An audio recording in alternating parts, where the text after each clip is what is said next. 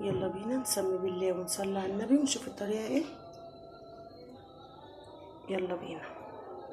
اللهم صل وسلم وبارك على سيدنا محمد. ازيكم يا حبايبي، عاملين ايه؟ كل سنه وانتم طيبين. معلش ان انا بتاخر عليكم، والله تعبانه.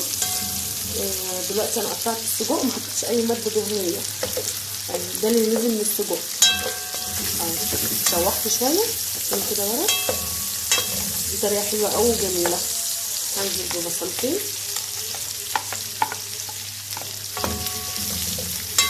هشوحها شويه في الماده الدهنيه اللي نزلت من السجق.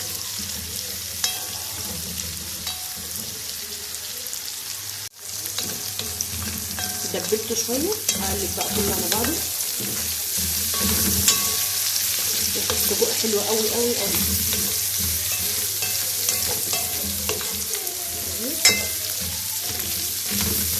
هنزل بقى دلوقتي فلفل رومي، فلفل حار، طماطمايه.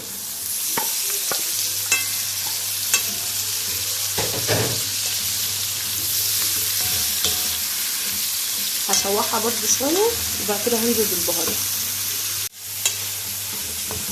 هنزل بقى بالبهارات،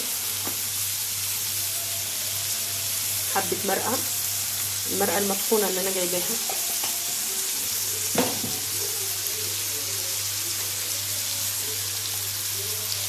حبه فلفل اسمر،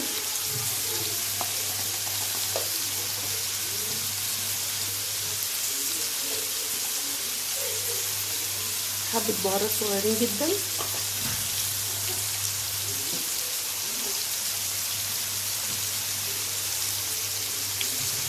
حبه ملح برضو،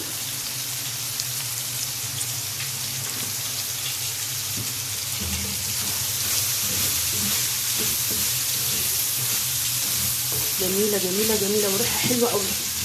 اللي حابب يحط توم يحط، بس انا مش هحط.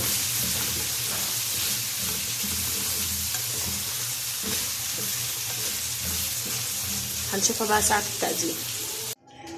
ادي النهارده فطرنا، حاجه سهله كده وبسيطه. يا ريت بقى متنسوناش بالاشتراك ومفعل الجرس وتدوس على كلمه الكل عشان يوصلكوا كل جديد. طبق سجق والله ريحته حلوه قوي. عملت طبق سلطه كده على الماشي، وادي طبق المكرونه، ده الليمون اللي انا مخللاه، ده التمر.